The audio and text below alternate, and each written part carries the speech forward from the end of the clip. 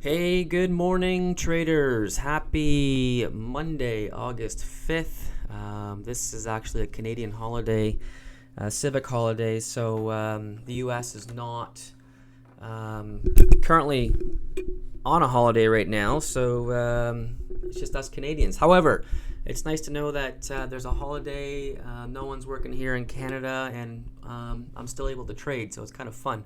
Anyways, going to go over my trade recap right now, guys. I'm currently still in a trade with Square. This is basically me trading on a short bias as a continuation. Um, um, this is actually interesting because if we look at the day charts here, I have some ascending lines here connecting the two bottom lows here.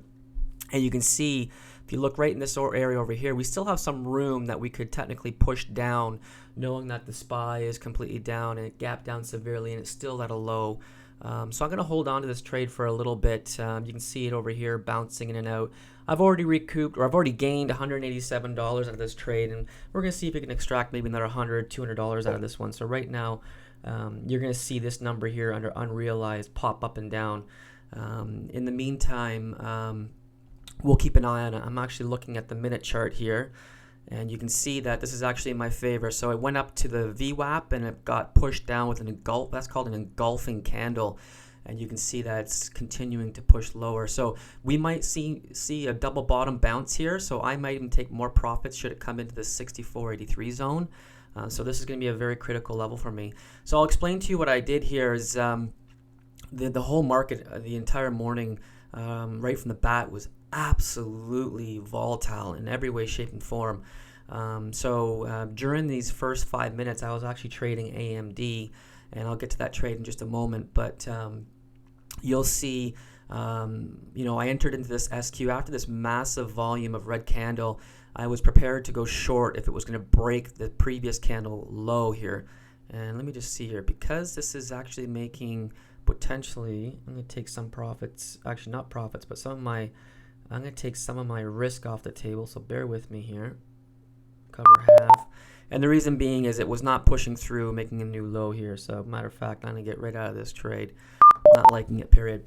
So, and I'll explain to you what I just did there in a second. But anyways, backing up towards the, I guess the 6th or 7th minute in the market opening, you had a big red candle down. I had a small entry here in preparation in anticipation of it breaking the previous bottom wick. It didn't. It popped up the VWAP, strongly came down from the VWAP, and as it broke the previous candle here, I actually added to my position here. Now, bear in mind, it did, the following minute, it was actually undecided. This is where it was consolidating. It did even push back up, but it got pushed back down from that VWAP. It started to come down, and this is where I started taking my profits. I exited my trade fully right here, so now I had no shares left. It popped up a bit, couldn't hold. It started to come down, and with anticipation, I decided to go short again. It did push further down, took some profits off the table. That's when I was up $187, and then you can see it came right back up. I was prepared to let it hit the VWAP. In my favor, it had a strong engulfing candle down. However, it did not make a new low. I was really hoping for this to be at least a double bottom bounce, but it found too much support with these two candles right here. There was obviously too much support here, and it's starting to go up. So that's why I exited my position in full. And this is the reason why I completely took up my position in full here. For this reason, is that it was showing strength, signs of strength. It was a higher high, and now it's taken off. So that's exactly, what you need to do in day trading, is that you need to be able to read these candles as they're going along and understand what you're reading. So that was my Square Inc. Now, I only got $122 off of that at the end of the day. Could have squeezed, actually at one point, I could have made this a $350 winner, but that's just how this one ended out. So let's move on to AMD. That was my Square trade. But let's move on to AMD. Now, AMD, holy mackerel, was it volatile this morning. Like, look at this wick, this 5-minute wick, just like crazy from a high of $28.40 down to $27.90, but within seconds it was just going crazy. But let's break this down, because I did play the opening range breakout, and I'll explain to you what I did. A little bit of risk here, but didn't have high volume of shares. So, the beginning candle, it showed signs of weakness, and the volume was red and it was going down. I decided to take a small short stab. It popped up, held the VWAP, started to come back down. As soon as it broke the previous candle, I added to my position right here. Once it started to come down, I took some profits off actually the very first profits I took off the table was right here. I basically caught the very bottom of the candle, and as it started to push up, I took more profits off, and before I even attempted to go in the negative from the second volume of trade, or second volume I added, I exited my full position. That was the only trade I took within the first 3 minutes, $142.50.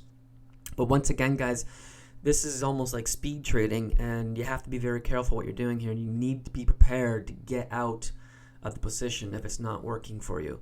So this is sort of, and also you have to understand how large you're taking on your position too. How many shares you're taking on. So you have to take that in consideration. But this was a classic case of me just playing the opening range breakout, and understanding where my risk was, and playing the trades accordingly. So 2 trades, 2 winners, small sums, but then again, I'm not dealing with very large share count. I think what's important from this is that it being such a volatile day, as you can see, the SPY, this is on a 1-minute chart. Let's go to the day chart. You'll see how this can be affecting the market so heavily. Like, look at the gap down it took, and you can see my ascending and descending trend lines. It held this descending trend line right here. This was actually previously this descending trend line, which took the top of this to the top of this. It was heavily respected a few days later here and here. So this was a very respected trend line right here, and you can see that the today it came down to that trend line, and now it's starting to bounce off that trend line. So, if it breaks that trend line heavily, there's a huge pocket right here, and this pocket could sail you right down to the 200 EMA at the 283 zone.